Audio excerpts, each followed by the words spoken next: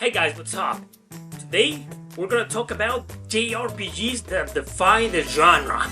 Games that just can't decide what the hell they wanna be.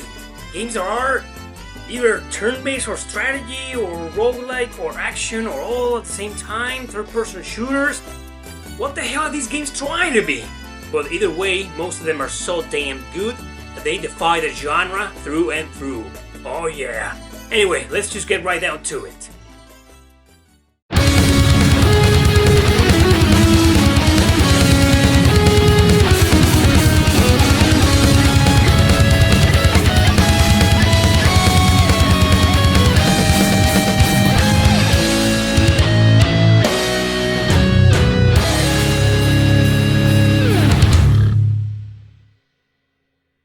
Number 10. Grand Kingdom.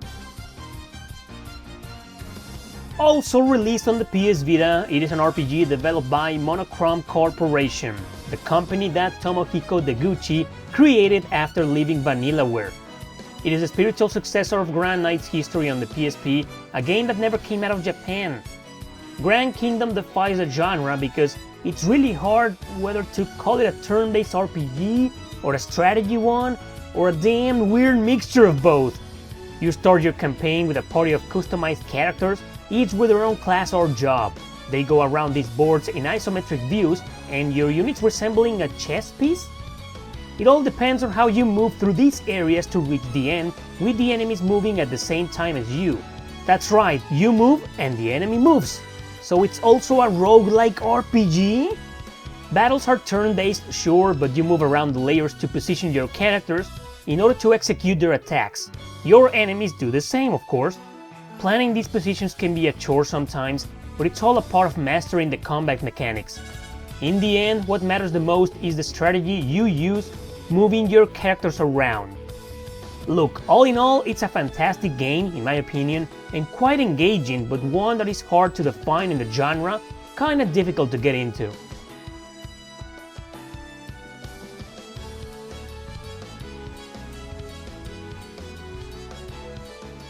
Number 9. Parasite Eve. Alright, this game isn't hard at all to get into, cause you get the idea right from the very first battles in it. Well, it's a survival horror action real-time turn-based RPG. I don't know, but what I do know is that I freaking love it! Okay, leaving the survival horror and tank controls part aside, let's delve into the battle mechanics. The entire game you'll play as Aya Bree, moving around slowly from point A to point B. In combat you'll come across one or various enemies. You also gotta move around to avoid getting damaged or to gain a strategic position to attack them. Once you bring out this geometric sphere, which represents the attack range, you'll get to fire your weapon or even use the parasite energy. All this happens with an attack weighting bar that applies to both you and your enemies, which means the game gives you a fake sense of action RPG, while in reality its battles are played in turns. Huh. Well, I know maybe I made it sound confusing and weird, but trust me, this is a great game that positively defies the genre, and one that you don't want to miss.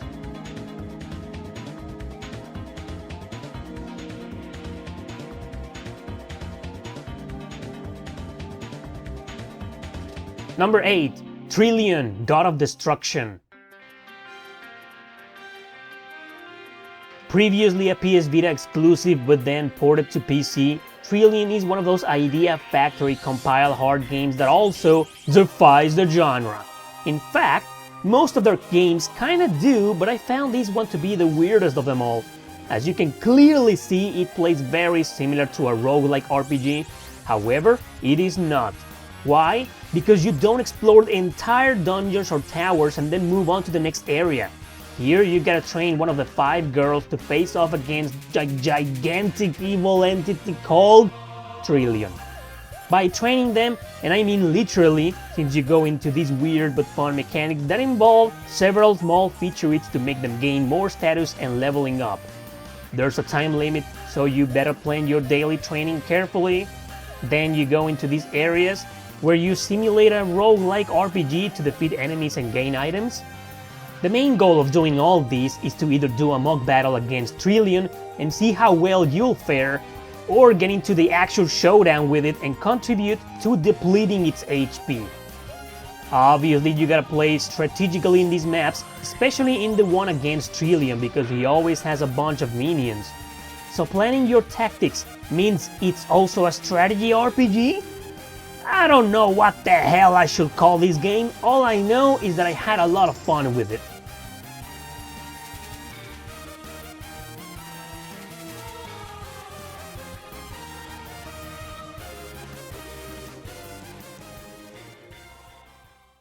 Number 7. Half Minute Hero. This is a game that began a trending of pixelated art RPGs, but one that is also way different than all of its successors. At first I thought it was alright to call it an action RPG, but all you do is move around the 2D towns and the overworld areas. In this, you get into random encounters quite frequently and do nothing. I mean it! The character and enemies face off by themselves without you having to lift a finger. Sounds bad, but trust me, oh boy, it isn't. This game is amazingly addicting, and for it being so fast and tense, it sure rewards your time and effort. Oh yeah, time, let's talk about that. I mentioned battles are frequent, and trust me, you need them to be that way because you're gonna be training on every area, then coming back to town to buy healing items or new armor. Because obviously the goal of the game is to take on every area boss as fast as possible. I say fast because there's always a 30 seconds time limit to do everything, even though it stops on these little resting areas, thankfully.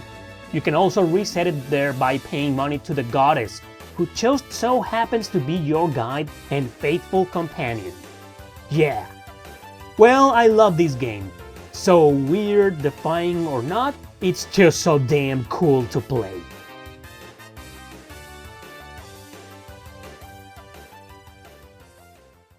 Number 6. Nier Automata. Oh boy, here we go with this one.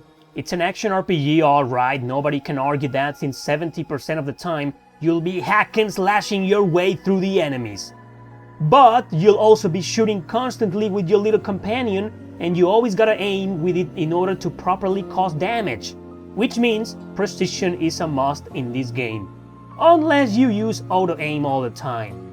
So that gives it shooter elements in third person, but then there are these missions, one being the very first one in the game actually, that are clearly shoot 'em ups. Then on rails, then, well, more shooter elements, but out of that bullet hell genre. Yeah, I mean, what the ass is this game trying to be? To make matters worse, there are these little bits in the game, and yeah, you gotta play them and beat them where you hack the enemies almost literally.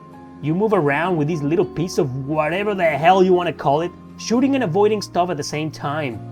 I mean, the first Nier introduced small missions with small elements of these things, but Automata went overboard and adopted all these genres into one beautiful RPG. That's right, it might be hard to define what kind of subgenre it is, but at least most of us can agree it's one kick-ass video game.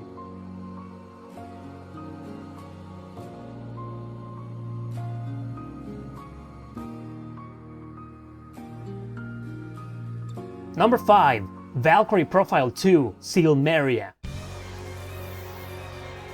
There's no need to tell the world one more time that this is my second favorite RPG ever. But just like many other people out there, I tossed it the first time I played it.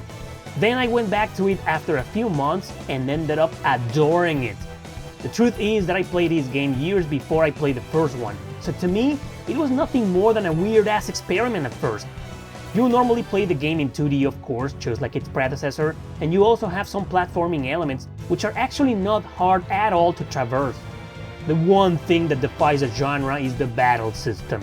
Just look at this. Is it turn-based?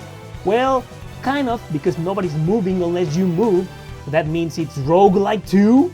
Well, the enemies move if you move, but only if you move.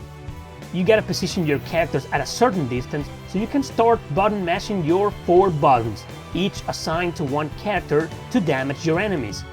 As you can see, however, they have a range of attack showing in those red panels, so if you're within the range, then they will attack naturally. So the key is to always try to avoid that. Moving against the leader is the best thing you can do to have a quick battle, but sometimes you'll have to carefully traverse these areas since some of them are quite dungeon-like. Best way to do this is by dashing. Yeah, you can also dash in this game, on real time. So real-time action turn-based strategy roguelike RPG? Haha, yeah, I love this game.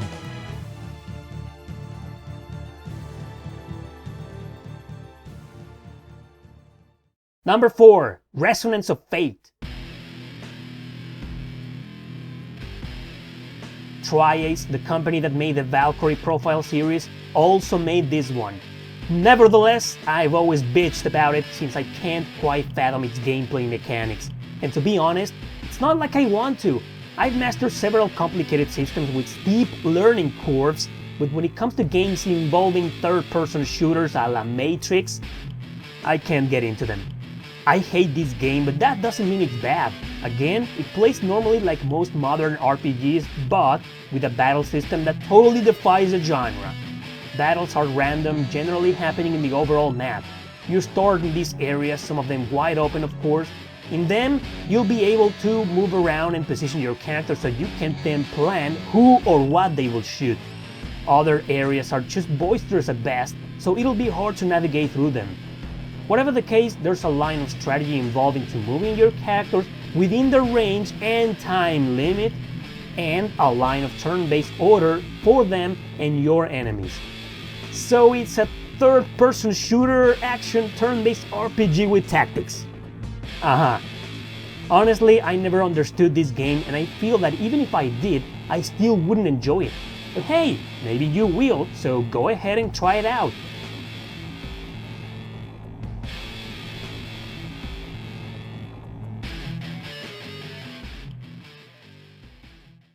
Number 3, Seema the Enemy.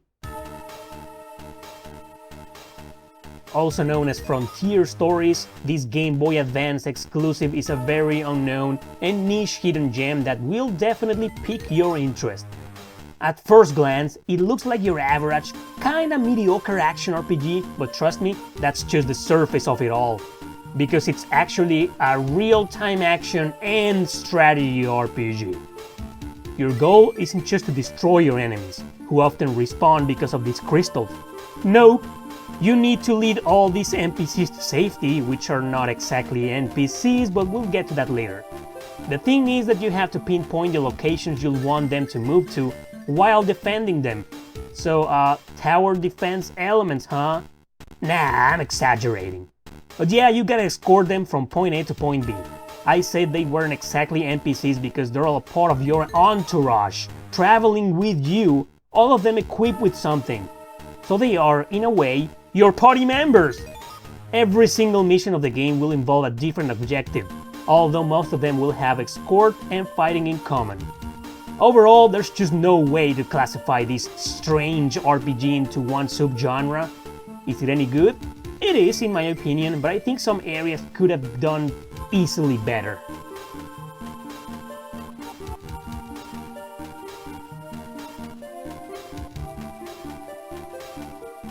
Number 2, Night in the Nightmare. Okay, this game, I can't even explain it. I tried my best a couple of times and couldn't get into it at all. It's yet another case where even if I understood it, I will still reject it. No, it's not a bad game, I think, it's just not for me. So what's it about? Well, go ahead and try to make sense of this screen since the entire game is like this. It involves strategy RPG elements since your character is sitting on grids, but the enemies move around freely. Your goal is to defeat them of course, but to do so you gotta make use of your surroundings. These include certain items in the area, shooting elements as in a shoot 'em up, and dodging or hoping you can dodge, a bullet hell mechanic. I have no clue how it all works.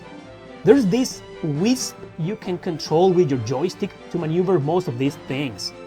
The Nintendo DS version plays almost exactly the same, but you move the wisp with the stylus, so imagine all the scratching you'll give to your bottom screen.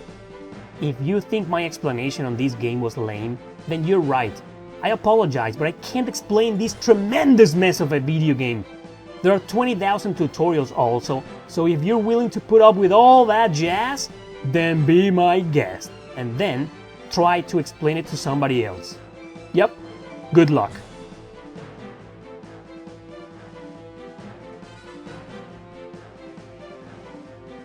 Number 1. The Suikoden series. Oh, there's no perfect example of an RPG that defies the genre than Suikoden. This franchise is my favorite video game series of all time, and it's mainly because it involves 3, that's right, 3 completely different battle systems in every single main title. Konami also gave us a bunch of spin-offs, but I'm only including the 5 main games in the series. The first battle system is turn-based on all of them, but here you have no idea about the turn order, since all you can do is select the action of every one of your characters, then let the game execute them all, even for your enemies. So you have no control over the flow of battle. Second battle system are the duels. Just like the turn-based mechanic, these are very similar in every main Suikoden title. They revolve around the rock-paper-scissors system, while you try to guess what move your enemy is going to use. Last but not least, the war battles. And these, oh my god, they're quite different on every single Suikoden game. In the first one, there's just you selecting the actions of each platoon, then they all battle another group of enemies by themselves.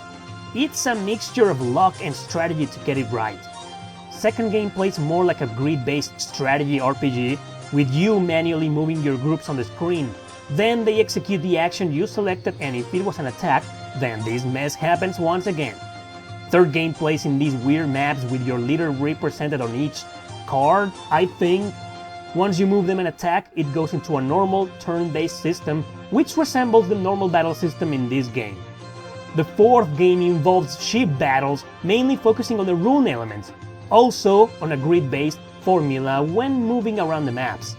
The fifth and final main game in the series totally becomes a real-time strategy RPG, with you selecting where to move your group and then attacking the enemies once they come across each other. Yep, that's the entire Suikoden mainline series in a nutshell. I can't think of a much better RPG that defies the whole genre by including 3 completely different battle mechanics into it. Yeah, I love them all.